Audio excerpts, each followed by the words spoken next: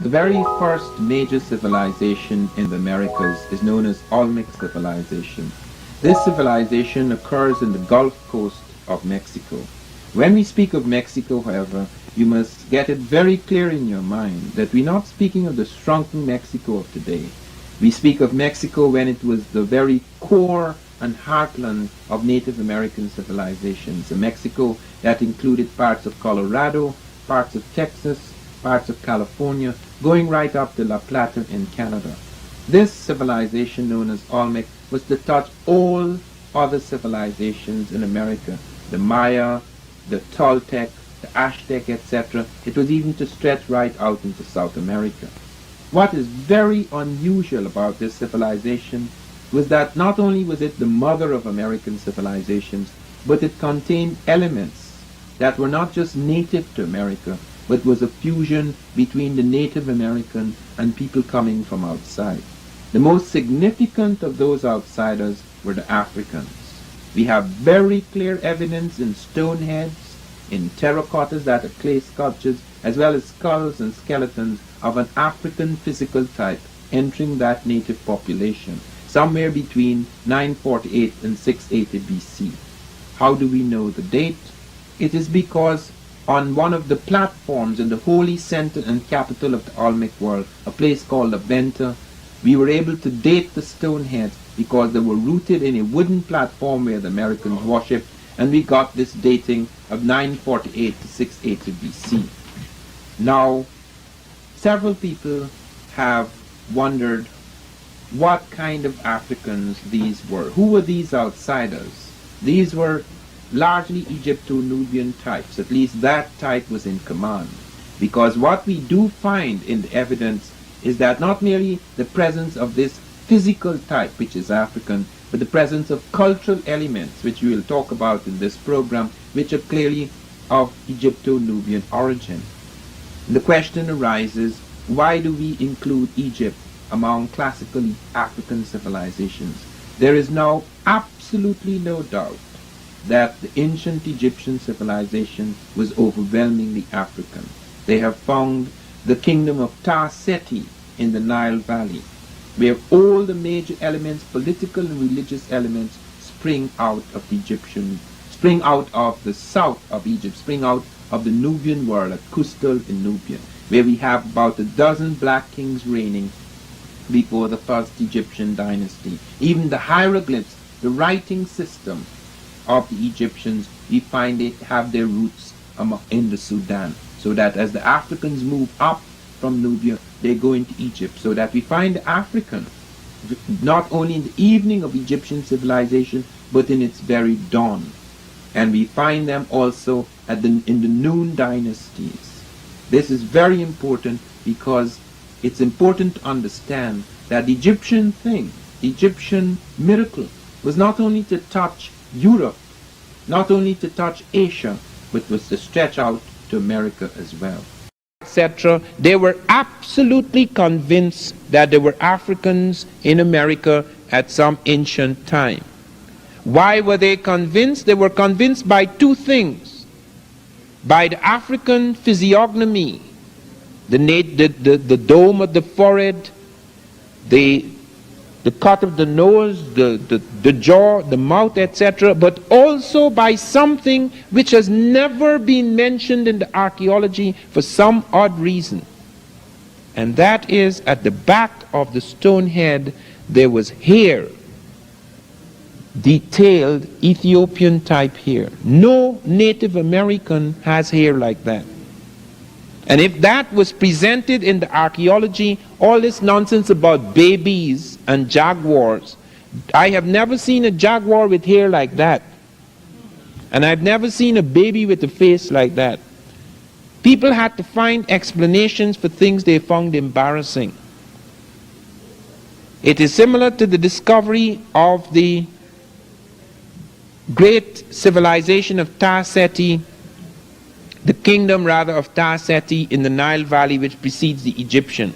The man who found the Ta-Seti, Kitsil, never said a word about it. He died without saying anything.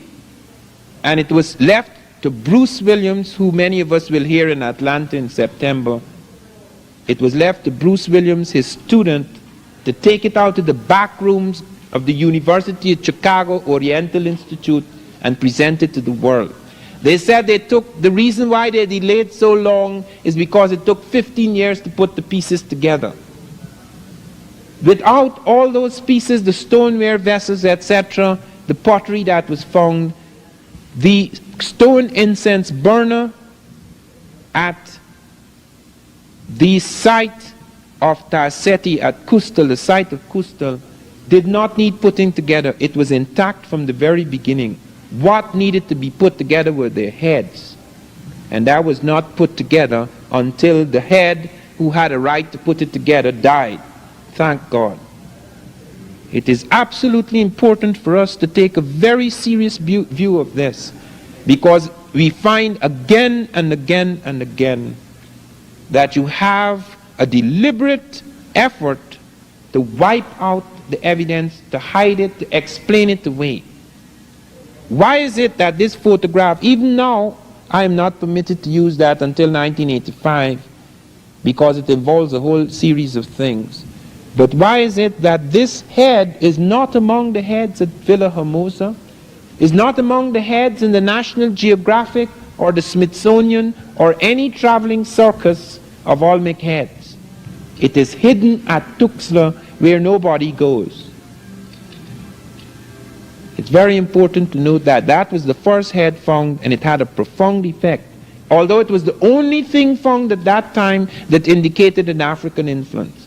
It was left to the expeditions of 1938 and 1939, expeditions carried out jointly by the Smithsonian Institute, the University of California, and the National Geographic, before they found more of these stone heads. They recovered the one at Tres Zapotes, and then they went on the next year in 1939. They went on to La Venta, and then they found 4 of these stone heads. They also found, and many of you have noted this in the museum at Villa Hermosa, at La Venta Park, you have noted the plan of the city. I want you to look at that plan carefully. There is the first pyramid in America. There is the first step pyramid. There are the arms of the village. And on those arms stand the great stone heads facing the Atlantic Ocean. This is in the Gulf of Mexico. This is at the point which on the edge of the Gulf of Mexico where you find the terminus of the Atlantic currents from Africa. Because the currents from Africa take you to northeastern South America, into the Caribbean, into the Gulf of Mexico, swinging towards Florida. And then if you are lucky, if you learn as the Africans were later to learn, perhaps not at this period, you can find a circular current that takes you back towards Europe and Africa. Here at La Venta, they began to see a distinctive art style. Here at La Venta, they began to see something in the faces of the monuments, something in the traits, the cultural traits of the Olmec that was to leave its stamp on later civilizations like the Maya, out in Palenque, out in Monte Alban, out in Mitla, even in the evening, the twilight of the gods at Teotihuacan, out at Tatilco, at Cerro de las Misas, in the Monte Alban phase. All of these are branches coming out of the mother culture, the Olmec. And there's something very distinctive. Here, for the first time at La Venta, are the pyramids. Here, for the very first time, is found the sarcophagus, like in Egypt. Here, for the very first time, are monumental stelae and sculptures of colossal proportions. Here, for the very first time, are the great priest kings. Here, for the very first time, are enormous ceremonial temples and altars built to the gods. Some things must be said about the stone heads which you must note. There is one of them that has a tube running from the ear out at the mouth, which was featured as an oracle, and it has a flat top which functioned as an altar. This is very important because it is that kind of oracular thing that was found in Egypto-Nubian the period. In order for the priest kings of the Egyptians to hold the world together, which was being torn apart. The Bible describes Egypt at that time like it describes the great factions and frictions in Egypt at that time. They speak of it as some sort of a torn nation. And in order to pull it together, they had to find once again the power of religion. Religion is responsible for the extraordinary vitality that built the temples and the pyramids and the great tombs of both Egypt and America. Note that. People do not do those extraordinary things. Only giants could do those things. Man becomes a giant when he develops a peculiar kind of focus, when there's a crystallization of his psychic energy. In civilizations that are highly fragmented, that have lost all their certitudes and cannot find again any kind of certitude and focus and power, the tremendous capacity to have the consciousness to operate as a giant is lost. Only giants can build those things. It has nothing to do with size, because the American is small in size. It has nothing to do with machines, because the Egyptian machines were crude compared to the machines we have today. It has to do with a peculiar kind of consciousness which made it possible for one to do things so monumental that even we now, with our great machines, cannot attempt to do what the Africans did. It is so extraordinary that just a few years ago, the American government sent out a team to study how the Egyptians moved heavy objects across the sand. And in spite of all of our technology, when one of the great nuclear things, nuclear reactors were being moved across the deserts at Gary, they used the identical method the ancient Egyptians used. This is the high technology, the 20th century, looking for a method that was the most practical and efficient method for moving a heavy object across the sands. So you're not dealing here with primitives, in spite of the ancient nature, in spite of the time, the prehistoric time of these cultures and civilizations. You're dealing with highly sophisticated people, a state of mind, a consciousness that made it possible for this extraordinary leap to occur. And the peculiar thing about the Olmec is that that leap occurs with all the Egyptian elements in it. It had its own native elements. It had its jaguar. The jaguar is not Egyptian. Nobody in Egypt or Nubia has a jaguar that they worship. There's a little cat cult in Nubia which I noted, but it's not equivalent at all to the great jaguar which prowled the swamps of the Olmec. Why then suddenly they start with things which are duplicated nowhere else in the world in such a complex, in such a combination, in such an arbitrary combination? The stelae with the hieroglyphs, the monumental sculpture, the sarcophagus, the pyramids, the step and the true pyramid, and all of these elements, and even including, as I have shown, the bird and the serpent on the crown of the Egyptians and the Olmec, and all of the monarchic traits, a whole series of monarchic traits that distinguish royalty in the Olmec world and in the Egyptian world. Clearly, we have evidence of some kind of body of people who came into the Olmec world at that time. And there is a reason for this, because people have asked, okay, fine. All right, people can cross the Atlantic, fine. You have proven they have boats, fine. But why did they come here? The Egyptians have no business in the Atlantic, which is true. The Egyptians have no business in the Atlantic. The Atlantic is very, very far from Egypt. And Egyptian ships have no right in the Atlantic circa 800 BC. The reason why they are in the Atlantic at all, in the North Atlantic, is because of an unusual situation that is occurring in the Mediterranean at that point in time. It is very important, therefore, not only to study what was happening in Mesoamerica, but to study what was happening at that point in time in Egypt and Nubia. What you have is a war going on between Africa and Asia. The Asiatics are attacking everyone in the Mediterranean. They have smashed the Hittites. They have taken iron smelting process from the Hittites. They have smashed the Phoenicians. They have made vassals of the Phoenicians, who have always been servants of the Egyptians and the Nubians. 50% of the Egypto-Nubian navies are Phoenician. These are people who Sheikh Anta Diop claims were once black, who, like the Arabs who were once totally black in Saudi Arabia, became mixed with Asiatics, and you get this what you call the Semitic type. So that you have a mixed type Phoenician, which it gets black again as it enters North Africa and begins to intermingle once again with black people, until by the time of Hannibal, the Phoenician or Punic type is African. This type is restless up and down the Mediterranean. It has its cities at Tyre and Sidon, its great ports, but it's restlessly moving up and down the Mediterranean.